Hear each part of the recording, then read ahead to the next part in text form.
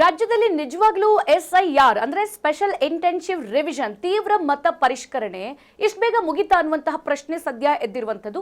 ಸದ್ಯ ಈ SIR ಪ್ರಕ್ರಿಯೆಯಲ್ಲಿ ಅಧಿಕಾರಿಗಳು ಕಳ್ಳಾಟ ಏನಾದರೂ ಆಡಿದ್ರ ಅನ್ನುವಂತಹ ಪ್ರಶ್ನೆ ಎದ್ದಿದೆ. ಸದ್ಯ ಈ SIR ಪರಿಷ್ಕರಣೆಗೆ ಸಾರ್ವಜನಿಕರಿಂದ ಭಾರಿ ಆಕ್ಷೇಪ ವ್ಯಕ್ತವಾಗ್ತಾ ಇದೆ. ಬ್ರೇಕಿಂಗ್ ಲಭ್ಯವಾಗ್ತಾ ಇದೆ.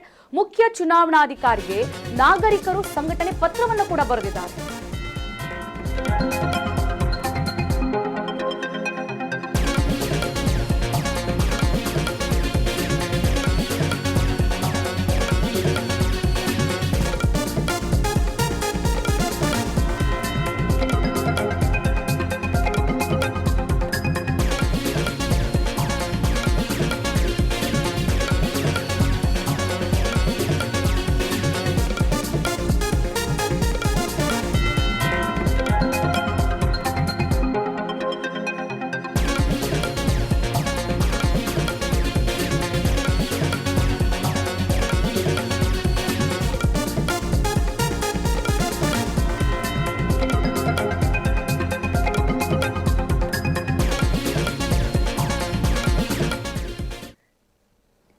ಸದ್ಯ ಈಗ ರಾಜ್ಯದಲ್ಲಿ SIR ಪ್ರಕ್ರಿಯೆಯಲ್ಲಿ ಅಧಿಕಾರಿಗಳು ಕಳ್ಳಾಟ ಆಡಿದ್ರ ಎಂಬ ಪ್ರಶ್ನೆ ಎದುರಾಗ್ತಾ ಇದೆ. SIR ಪರಿಷ್ಕರಣೆಗೆ ಸಾರ್ವಜನಿಕರಿಂದ ಭಾರಿ ಆಕ್ಷೇಪ ವ್ಯಕ್ತವಾಗ್ತಾ ಇದೆ.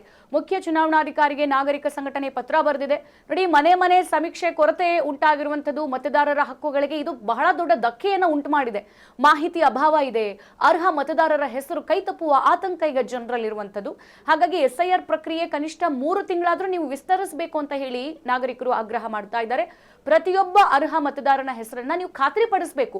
BLOಗಳು ಅಂದ್ರೆ ಬೂತ್ ಮಟ್ಟದ ಅಧಿಕಾರಿಗಳು ಅವರ ಮುಖಾಂತರ ಮನೆ ಮನೆ ಸಂಪರ್ಕವನ್ನ ಬಲಪಡಿಸೋಕೆ ಮನವಿಯನ್ನ ಮಾಡಲಾಗಿದೆ.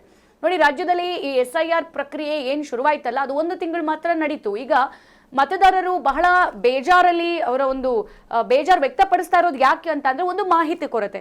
ನೋಡಿ, 2002 ಆ ಸಂದರ್ಭದಲ್ಲಿ ನಿಮ್ಮ ತಂದೆ ಅಥವಾ ತಾಯಿ ಎಲ್ಲಿ ವೋಟ್ ಮಾಡಿರ್ತಾರೆ ಅನ್ನೋದು ಈಗ 18 ವರ್ಷ ತುಂಬಿರೋರು ಬಹಳಷ್ಟು ಜನ ಇದ್ದಾರೆ.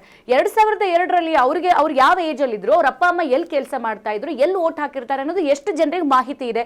ಮತ್ತೆ ಆ ಮಾಹಿತಿ ಪಡೆಯೋಕೆ ಅವ್ರು ಎಲ್ಲ ಅಲ್ದಾಡ್ಬೇಕು, ಯಾವ ತರದ ಸಿಚುವೇಶನ್ ಅನ್ನ ತಂದಿಕ್ಕಿದೆ. ಇದು ಜನರನ್ನ ಬಹಳ ಗೊಂದಲದ ಸ್ಥಿತಿಯಲ್ಲಿ ಉಂಟು ಮಾಡಿರುವಂತದ್ದು SIR ಪ್ರಕ್ರಿಯೆ. ಹಾಗಾಗಿ ಮಾಹಿತಿ ಕೊರತೆಯಿಂದ ಪಟ್ಟಿಯಿಂದ ಅವರ ಹೆಸರು ಹೊರಗುಳಿತಾ ಇದೆ ಅಂತ ಹೇಳಿಬಿಟ್ಟು ಆರೋಪಿಸ್ತಾ ಇದ್ದಾರೆ.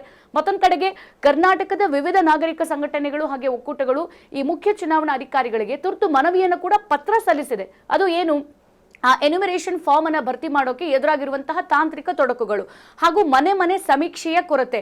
ನೋಡಿ, ಫಾರ್ಮ್ ಫಿಲ್ಅಪ್ ಮಾಡ್ತೀರಾ, BLOಗಳಿಗೆ ಫೋನ್ ಮಾಡಿದ್ರೆ ನಾವು ಬರ್ತೀವಿ, ಅಲ್ಲಿ ತನಕ ವೇಟ್ ಮಾಡಿಡಿ ಅಂತಾರೆ.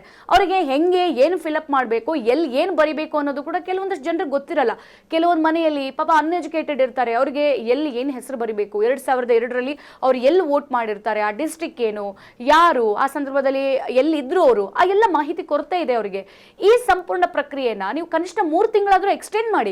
1 ತಿಂಗಳಲ್ಲಿ ನೀವೆಲ್ಲ ಡೀಟೇಲ್ ಬರಿಬೇಕು ಅಂತ ಅಂದ್ರೆ ಯಾರಿಗೂ ಕೂಡ ಅಷ್ಟು ಜ್ಞಾಪಕನೂ ಇರೋಲ್ಲ, ಸಮಯ ಇರಲ್ಲ. ಈಗ BLOಗಳು ಮನೆಗೆ ಬಂದಂತ ಸಂದರ್ಭದಲ್ಲಿ ಎಲ್ಲರೂ ಕೂಡ ಕೆಲಸಕ್ಕೆ ಹೋಗಿರ್ತಾರೆ. ಅದೇ BLOಗಳನ್ನ ಸ್ಯಾಟರ್ಡೆ ಸಂಡೇ ಕಾಂಟ್ಯಾಕ್ಟ್ ಮಾಡೋಣ ಅಂತಂದ್ರೆ ಅವ್ರಿಗೆ ರಜೆ ಬೇಡವಾ, ಪ್ರತಿದಿನ ಮನೆ ಮನೆ ಅಲಿತಾರೆ. ಹಾಗಿದ್ರೆ ಅವ್ರಿಗೆ ರಜೆ ಇದ್ದಂತ ಸಂದರ್ಭದಲ್ಲಿ ನಾವು ಕರೆ ಮಾಡಿ ಬನ್ನಿ ನಮಗೆ SIR ಫಾರ್ಮ್ ಫಿಲ್ ಮಾಡಕ್ಕೆ ಹೆಲ್ಪ್ ಮಾಡಿ ಅಂತಂದ್ರೆ ಬರ್ತಾರಾ? ಎಸ್, ಇದನ್ನ ಈಗ ಕನಿಷ್ಠ 3 ತಿಂಗಳಾದ್ರೂ ನೀವು ವಿಸ್ತರಿಸಬೇಕು. ಮತದಾರರ ಹಕ್ಕುಗಳನ್ನ ರಕ್ಷಿಸಬೇಕು. ಈಗ ಒಂದ್ ವೇಳೆ BLOಗಳಿಗೆ ನಾವು ಫಾರ್ಮ್ ಕೊಟ್ಟಿಲ್ಲ, ಫಿಲ್ಅಪ್ ಮಾಡಿಲ್ಲ ಅಂತ ಅಂದ್ರೆ ಇವರ ಹೆಸರು ಕೈ ಬಿಟ್ಟು ಹೋಗುತ್ತೆ. ಹಾಗಾದ್ರೆ ರಾಜ್ಯದ ಪ್ರಜಾಪ್ರಭುತ್ವದಲ್ಲಿ ನಾವು ಪ್ರಜೆಗಳಾಗಿ ವೋಟ್ ಮಾಡಬೇಕು ಅನ್ನೋಂಥದ್ದು ಪ್ರತಿಯೊಬ್ಬರಿಗೂ ಕೂಡ ಆಸೆ ಇರುತ್ತೆ. ಸೊ ನೀವು SIR ಪ್ರಕ್ರಿಯೆ ತಂದು ನಾವು ಅದಕ್ಕೆ ಸರಿಯಾಗಿ ಫಾರ್ಮ್ ಫಿಲ್ಅಪ್ ಮಾಡಿಲ್ಲ, BLOಗಳು ಕೊಟ್ಟಿಲ್ಲ ಅಂತಂದ್ರೆ ನಮ್ಮ ಹೆಸರು ಕೈ ಬಿಟ್ಟು ಹೋಗುತ್ತೆ. ಸೊ ನಾವು ಎಲ್ಲಿಗೆ ಹೋಗ್ಬೇಕಾಗಿದ್ರೆ ರಾಜ್ಯದಲ್ಲಿ ಮತದಾರರ ಪಟ್ಟಿ ಪರಿಷ್ಕರಣೆ ಕಾರ್ಯವನ್ನ ತೀವ್ರಗತಿಯಲ್ಲಿ ನಡೀತಾ ಇದೆ. ಇದರಿಂದ ಲಕ್ಷಾಂತರ ಅರ್ಹ ಮತದಾರರ ಹಕ್ಕುಗಳಿಗೆ ಧಕ್ಕೆ ಆಗ್ತಾ ಇದೆ ಎಂಬ ಕಳವಳವನ್ನ ಸದ್ಯ ನಾಗರಿಕರಿಗೆ ವ್ಯಕ್ತಪಡಿಸಿದ್ದಾರೆ. ಮೊದಲನೆಗೆ ಎನ್ಯುಮರೇಷನ್ ಪ್ರಕ್ರಿಯೆಯಲ್ಲಿ ಸಾರ್ವಜನಿಕರಿಗೆ ಸರಿಯಾದ ಜಾಗೃತಿ ಹಾಗೆ ಸಮಯಾವಕಾಶ ಸಿಗದೆ ಇರೋದು ಈ ಗೊಂದಲಕ್ಕೆ ಮುಖ್ಯ ಕಾರಣ ಅಂತ ಹೇಳಿ ನಾಗರಿಕ ಸಂಘಟನೆಗಳು ಈಗ ಆಕ್ಷೇಪಿಸಿರುವಂತದ್ದು. ತಾಂತ್ರಿಕ ಕಾರಣಗಳಿಂದ ಅರ್ಹ ಮತದಾರರ ಹೆಸರು ಹಾಗೆ ಸಂಶಯಾಸ್ಪದ ಅಥವಾ ಕಡಿತಗೊಳ್ಳುವ ಪಟ್ಟಿಗೆ ಸೇರ್ಪಡೆಯಾಗುವ ಭೀತಿ ಈಗ ಎಲ್ಲರಲ್ಲಿ ಎದುರಾಗಿದೆ.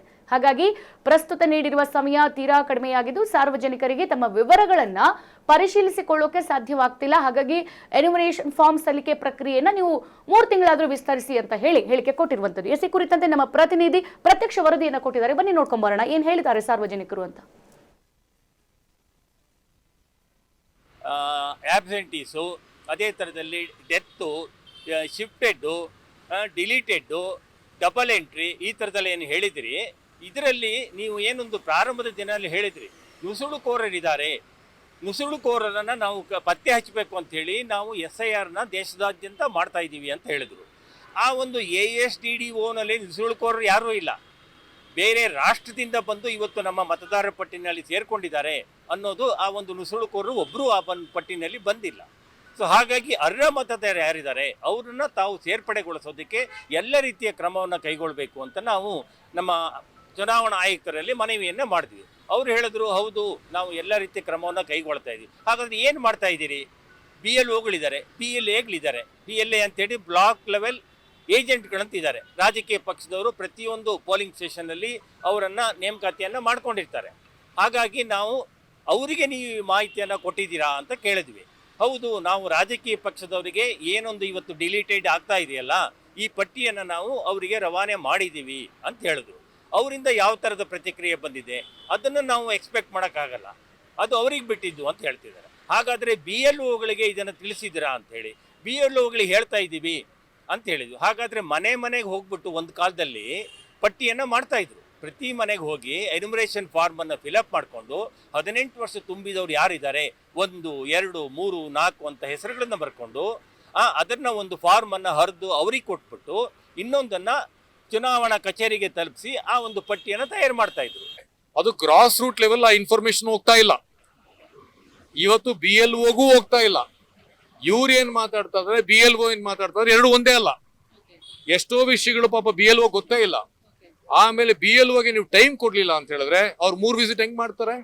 3 ವಿಸಿಟ್ ಮಾಡಕ್ಕಾಗಲ್ಲ, ಜನಗಳ ಕ್ಲಾರಿಫಿಕೇಶನ್ ಕೊಡಕ್ಕಾಗಲ್ಲ.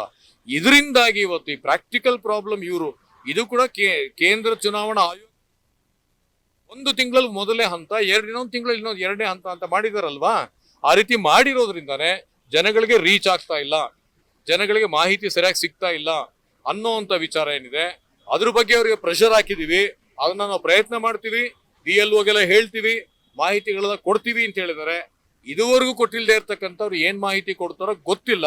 ಒಟ್ಟಿನಲ್ಲಿ ಇವತ್ತು ಸುಮಾರು ಸಂಘ ಸಂಸ್ಥೆಗಳಿಂದ ಈ ಪ್ರೆಷರ್ ಅಂತೂ ಹಾಕಿದೀವಿ, ನೋಡೋಣ ಏನಾಗುತ್ತೆ ಅನ್ನೋದು. ಆದ್ರೆ ಪ್ರಕ್ರಿಯೆ ಏನಿದೆ, ಜನವಿರೋಧಿ ಪ್ರಕ್ರಿಯೆ ಏನಿದೆ, ಆ ಪ್ರಕ್ರಿಯೆನ ಮುಂದುವರ್ಸ್ಕೊಂಡು ಹೋಗ್ತೀವಿ ಅನ್ನೋಂಥ ವಿಚಾರವನ್ನ, ಅದು ಆ ಇಂಗಿತವನ್ನ, ಆ ಮಾತನ್ನ ವ್ಯಕ್ತಪಡಿಸ್ತೀವಿ.